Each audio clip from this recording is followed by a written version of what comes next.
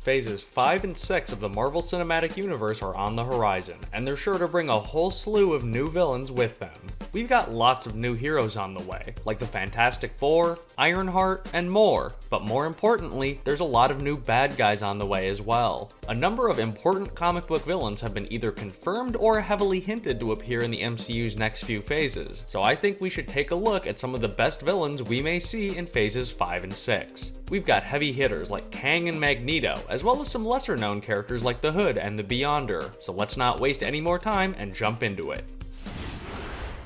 Our next MCU big bad will be Kang, a time-traveling, multiverse-hopping conqueror from the future. One of the coolest things about him is the fact that he has a near-endless number of variants out there in the time stream, so he could literally pop up at any time in any place. Nobody expects the Kang. Inquisition! After the multiverse was broken open in the season 1 finale of Loki, Kang managed to take over the TVA, and he will serve as the main antagonist of Ant-Man and the Wasp, Quantumania. He'll also most likely be the primary threat in the 5th and 6th Avengers movies entitled The Kang Dynasty and Secret Wars. In the comics, the Kang Dynasty was a story arc in which the Conqueror and his army actually managed to take over the world, so it'll be interesting to see how that's translated to the MCU. All I ask is for it to be a better adaptation than Age of Ultron. You've wounded me. I give you full marks for that. Kang is a really fantastic villain, and I look forward to seeing what kind of mayhem he gets up to in the Marvel Cinematic Universe. Appropriately enough, 2024 will mark the arrival of the Fantastic Four in the MCU. The FF solo film is slated to release in November of that year, and fans are pumped for what could hopefully be the Four's first truly successful movie adaptation. However, it's fair to say that while people are excited to see the team, they might just be even more excited to see Doctor Doom. The ruler of Latveria is the Fantastic Four's greatest villain, and he's one of the most powerful Marvel characters who hasn't yet appeared in the MCU, though rumors have been swirling that he'll first appear in some capacity in Black Panther: Wakanda Forever, before returning to menace the FF. Whatever the case, the idea of Victor Von Doom coming to the Marvel Cinematic Universe is incredibly exciting, especially considering how much of a major player he is in both of the comic storylines that share the name Secret Wars. While Kang's reach is spreading across the MCU, it may ultimately be Doom who serves as the final threat of the multiverse saga. Another one of the Marvel Universe's greatest villains who has yet to make his presence known in the MCU is Magneto. The Master of Magnetism is the archenemy of the X-Men, and, similarly to Doctor Doom, his legal stuff has been tangled up with Fox for a while. However, Disney is rapidly advancing their evil plan to become the only company in existence by buying up other studios like 20th Century Fox, so it's almost a certainty that we'll be seeing Magneto and his fellow mutants debut in the MCU within the next few years. Ian McKellen and Michael Fassbender both delivered iconic performances as Magneto in Fox's X-Men series, so whoever Marvel Studios casts will certainly have some big shoes to fill. There's been a lot of speculation that the X-Men 97 animated series will be used to backdoor the team into the MCU, which would be really interesting, since that show will apparently have the Master of Magnetism leading the X-Men instead of opposing them. This would be such a cool twist on their usual dynamic, and having Magneto fighting alongside the X-Men permanently would be a great way to immediately have this take on the team stand out from every other incarnation. Guardians of the Galaxy Volume 3 will introduce audiences to Herbert Wyndham, aka the High Evolutionary. For those of you who don't know, the High Evolutionary is one of the smartest people in all the Marvel Universe. He rules over a realm known as Counter-Earth, where he conducts experiments on animals in an attempt to forcibly evolve them, and it's been all but confirmed that this will be carried over and adapted for Guardians 3, which will explore the origin of Rocket Raccoon. The High Evolutionary's introduction could open a lot of doors for the MCU's cosmic side, assuming they don't kill him off after one appearance. He's used his genius intellect to give himself superpowers that are near god level in terms of strength, and his influence stretches across the universe. As a result, I could see him going up against cosmic characters like the Fantastic Four and Thor, both of whom are recurring foes of his in the comics. Before we can get to any of that though, we'll have to see how our favorite team of a-holes match wits with the High Evolutionary, and cross our fingers that we don't lose too many of them in the process. Oh, what the hell? I don't got that long a lifespan anyway.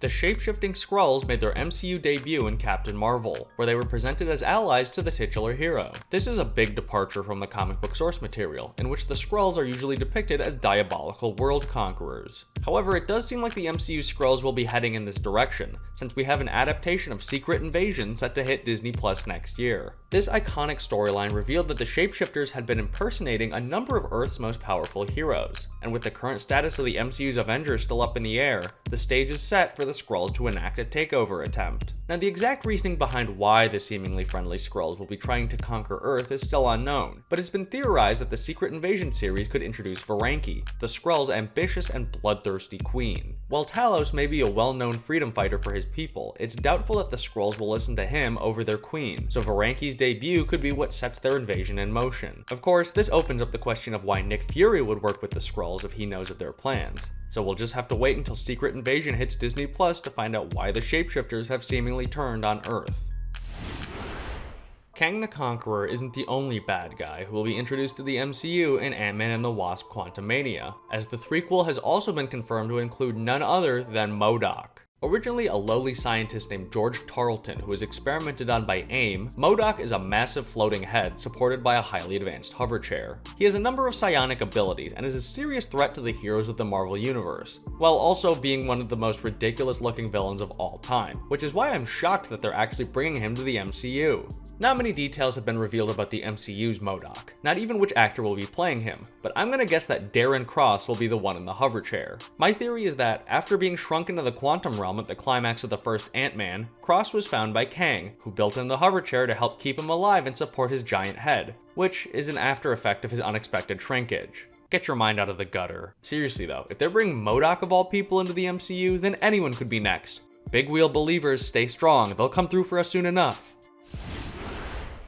Wilson Fisk isn't necessarily a new antagonist for the MCU, but he definitely is one that probably needs a bit of revamping. His appearances in the Netflix Daredevil series were perfect, easily rendering him as one of Marvel's best on-screen villains. But his return in Hawkeye definitely left a bit to be desired. With Kingpin confirmed to be returning for both the Echo series and Daredevil Born Again, we have 2 more chances to explore Fisk's hidden depths, and hopefully return him to the threat level that the original Daredevil series gave him. I think the biggest issue with Kingpin's appearance in Hawkeye was that he just wasn't treated with the same level of seriousness. The other characters acted like he was a big deal, but he kept getting smacked around in a manner that you could not see happening to the version from the Netflix shows. With Fisk severely injured after being shot by Echo, now is a chance to show him clawing his way back to the top and really demonstrating just why he's so feared among the criminals of New York. At this rate, we could even finally have him go up against the MCU Spider-Man. No matter what, we're going to be seeing a lot more of Kingpin in the next few years. Let's just hope he's more like this, and less like this. With Tony Stark officially dead and buried, the MCU is gonna need a new iron-suited protector, and Riri Williams is up to the task. The young hero, who's better known as Ironheart, will make her debut in Black Panther: Wakanda Forever before moving on to her own Disney Plus series, where she'll face off against criminal mastermind Parker Robbins, aka The Hood. Robbins is a dangerous supervillain who wears the cloak and boots of a demon that he killed, but that's not even the scariest thing about him. No, the Hood's most formidable attribute is his ability to rally the supercriminals of New York under his leadership, and in recent years he's established himself as one of the city's most powerful crime bosses. As of now, it's unclear what exactly Robbins will be up to in the Ironheart series, but it would be fun to see his mystical powers go up against Riri's scientific expertise in a battle of science and magic. The MCU's always struck kind of a weird balance between the two forces, so the appearance of the Hood could allow Marvel Studios to put this issue to bed once and for all.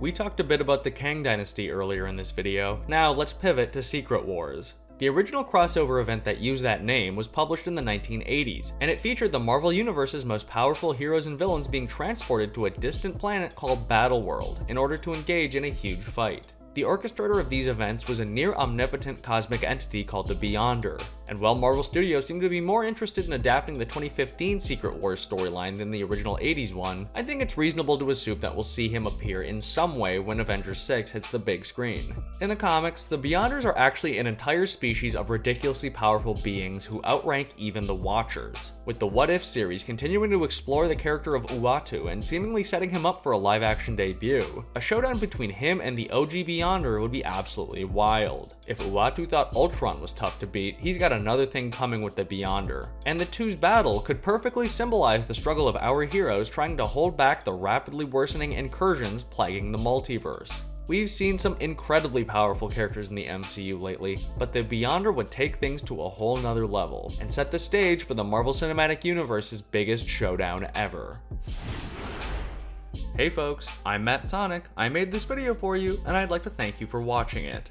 If you enjoyed, please make sure you leave a like and subscribe. It really helps the channel. Let us know in the comments below which villains you're most excited to see debut in phases 5 and 6 of the MCU. Thank you again for watching, and I'll see you next time.